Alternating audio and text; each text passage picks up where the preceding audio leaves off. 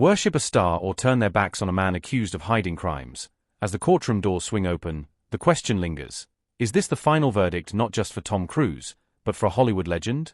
Let's delve into the video to explore Tom Cruise's rise and how he may have lost himself to the Church of Scientology. 1. The FBI's investigation. In the early hours of a February morning in 2025, Tom Cruise's luxurious Beverly Hills estate became the focal point of a surprise raid conducted by the Federal Bureau of Investigation. The search was carried out under court order stemming from serious allegations by an anonymous source claiming to be a former member of the Church of Scientology. The secret investigation had been quietly underway for 6 months, beginning in mid-2024 after the FBI received an anonymous letter accompanied by a trove of evidence allegedly from a former high-ranking member of Sea Org, the elite force within Scientology. In the letter, the whistleblower claimed that Tom Cruise was not only a financial backer of the organization but had personally attended coercive auditing sessions, a psychological interrogation method the church allegedly used to cleanse dissenters. The FBI escalated the case to a federal level, deploying agents from its organized crime task force under the guise of investigating money laundering, abuse of power, and human rights violations. They quietly tracked a series of financial transfers between Cruise's asset management firm and at least 2 Sea Org facilities located in Florida and Hemet, California. Secret audio recordings provided by an insider, allegedly a former Sea Org housing manager, captured meetings between Cruise and church leadership discussing disciplinary and evaluation sessions for members suspected of disloyalty. Another shocking development accelerated the investigation. A former Sea Org member, identified only as L, was hospitalized in November 2024 in a state of extreme exhaustion. She secretly contacted a human rights lawyer and handed over her personal journal, which documented her experiences in so-called introspection sessions, hours-long interrogations conducted in darkness, allegedly with Cruise present on several occasions. All of the evidence, handwritten journals, internal email extracts, employee payrolls, and audio recordings, were submitted to federal court under classified seal. The raid began at 5 a.m. with more than 20 FBI agents supported by local police locking down the area around Cruise's mansion.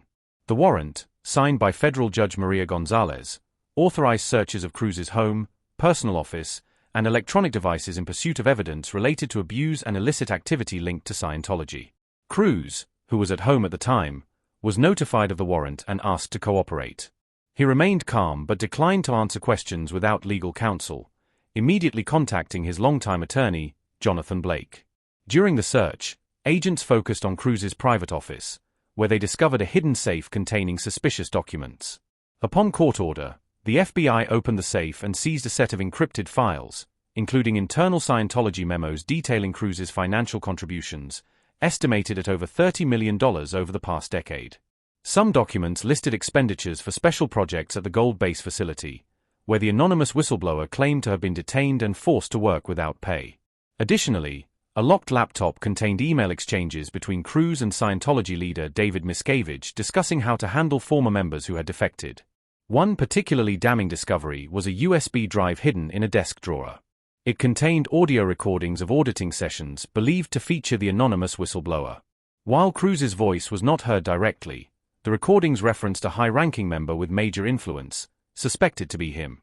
In her complaint, the whistleblower described being forced into prolonged sessions where she was threatened and psychologically manipulated to remain silent about church activities. Agents also seized a handwritten notebook believed to belong to Cruise, filled with notes outlining media strategy to protect Scientology's image amid accusations from defectors like Leah Remini. The search lasted over 10 hours, with the FBI confiscating hundreds of documents, electronic devices, and other relevant items. Some materials revealed Cruise's close involvement in the church's internal operations, including plans to recruit new members through Hollywood events organized by him.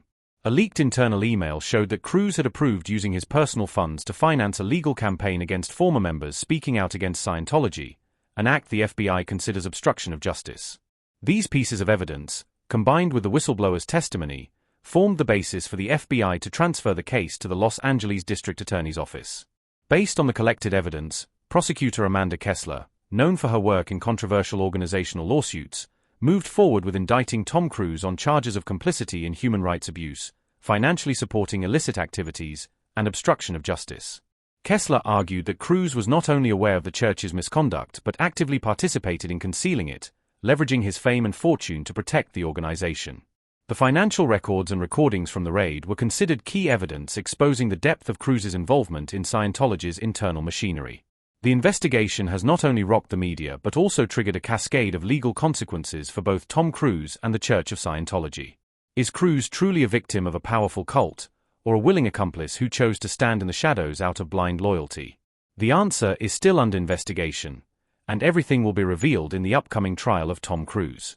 For the first time, Tom Cruise's reputation truly hangs in the balance. 2. Glorious career that took Tom to the heights of Hollywood. Before diving into the courtroom drama, let's trace Tom Cruise's meteoric rise to fame and his connection with Scientology. Tom Cruise was born on July 3, 1962, in Syracuse, New York. His childhood was turbulent. His family moved constantly, forcing him to attend 15 different schools in just 14 years. He was diagnosed with dyslexia, a condition that could have crushed anyone's dreams, but for Cruise, it became a challenge he was determined to overcome. At one point, he even considered becoming a Catholic priest and enrolled in a Franciscan seminary at the age of 14. But everything changed when he performed in a school production of Guys and Dolls. That moment ignited a deep passion for acting in him. A knee injury ended his early pursuit of a wrestling career, but it opened a new door: film. Cruise made the bold decision to go all in on acting. At 18, he moved to New York with just $500 in his pocket. He gave himself a 3-year deadline. If he didn't make it, he'd quit and do something else. During that time, he scraped by doing odd jobs like waiting tables and carrying luggage. He once recalled living off white rice with ketchup because he couldn't afford anything else. Cruise's big break came in 1983 with the film Risky Business. The movie grossed over $63 million and catapulted him into A-list status. But it was Top Gun in 1986 that turned him into a true superstar. With a modest budget of $15 million, Top Gun ended up grossing over $356 million worldwide. Cruise became the poster boy for American youth in the 1980s, a symbol of strength, speed, and sex appeal. But from that moment, the shadow of fame and power began to loom over him, leading to controversial choices in the years to come. Top Gun didn't just dominate the box office, it sparked a massive cultural phenomenon. U.S. Navy recruitment for pilots skyrocketed by 500%, and sales of Ray-Ban aviator sunglasses jumped over 40%. Ironically, Cruise initially refused the role 3 times. In fact, he only agreed when he learned he'd get to fly an actual fighter jet. That decision revealed something crucial. Tom Cruise lives for the thrill, a trait that would define his entire career. By the late 1980s, Cruise began proving he was more than just an action star. In The Color of Money, 1986, directed by Martin Scorsese, he starred alongside the legendary Paul Newman in a role that demanded real emotional depth and acting chops. Cruise held his own, never overshadowed by one of Hollywood's most respected figures. The film was a critical and commercial success, and Newman won the Academy Award for Best Actor.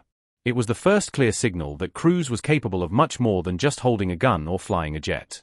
As he entered the 1990s, Tom Cruise officially became one of Hollywood's biggest stars.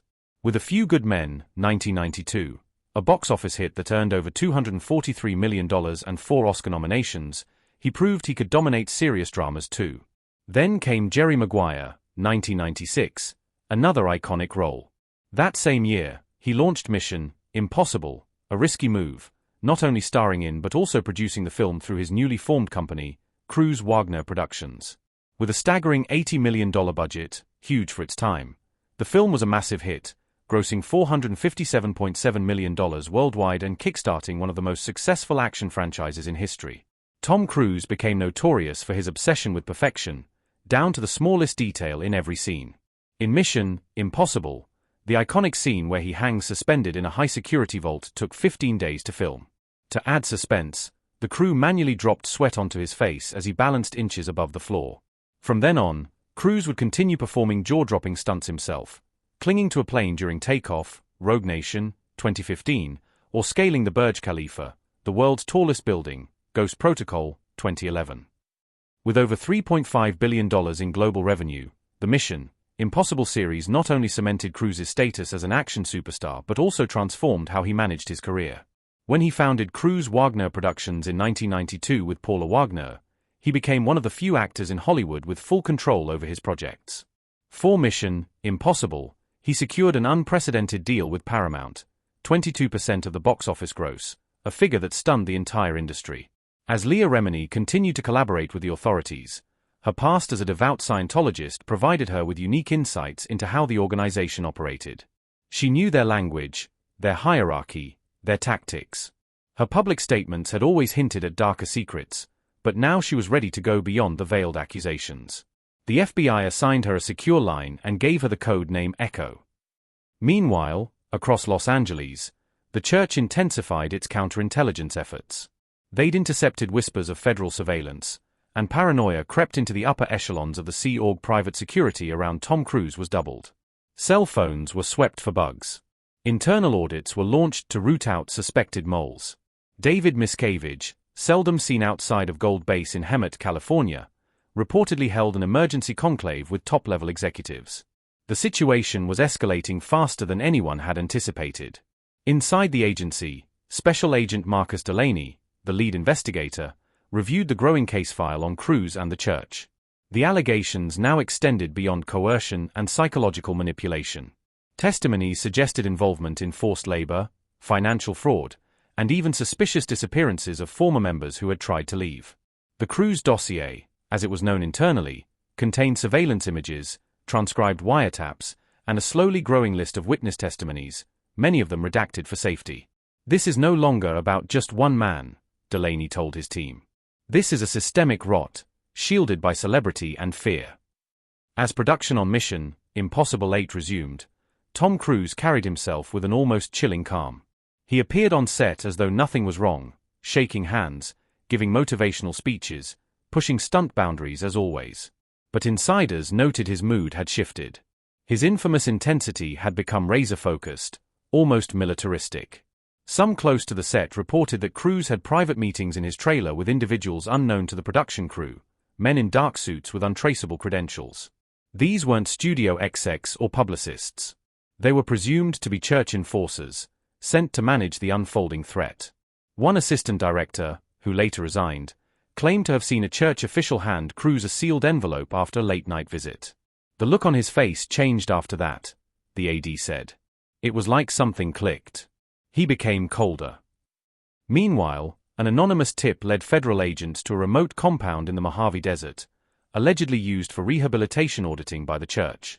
There they found evidence of human confinement, cots with restraints, windowless trailers outfitted with surveillance equipment, and hundreds of hours of recorded auditing sessions stored in digital vaults. Among the files was a recording labeled Cruise Level Alpha.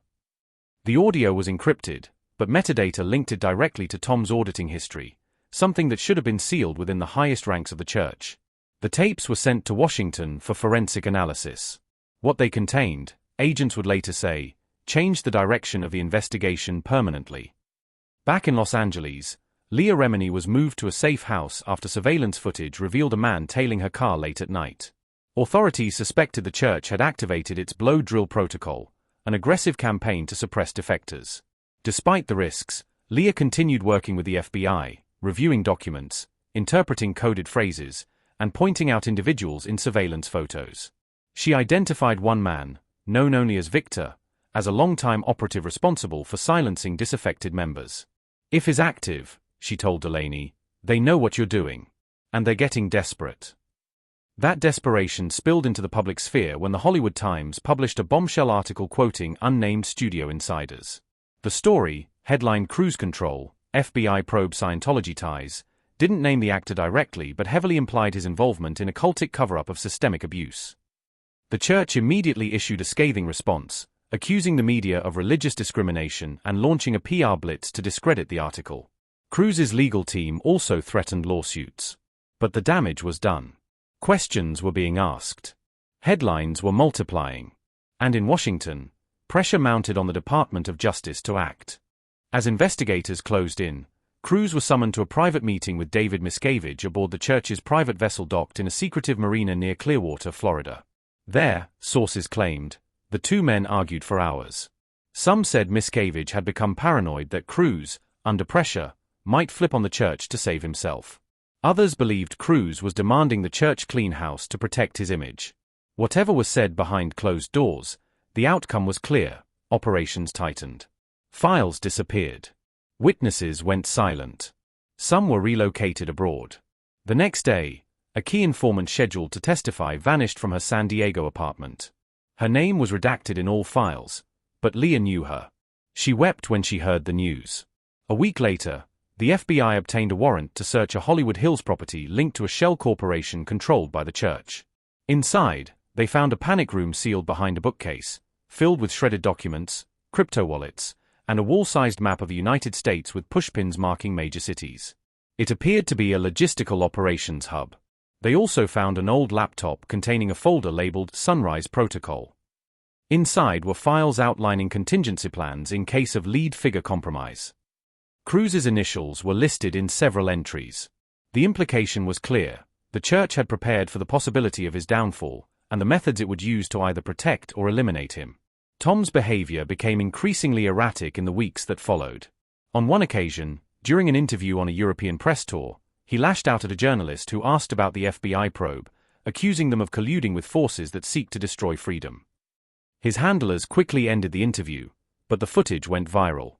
Hashtags like #CruzExposed and #MissionImprobable began trending. Fan sentiment began to split.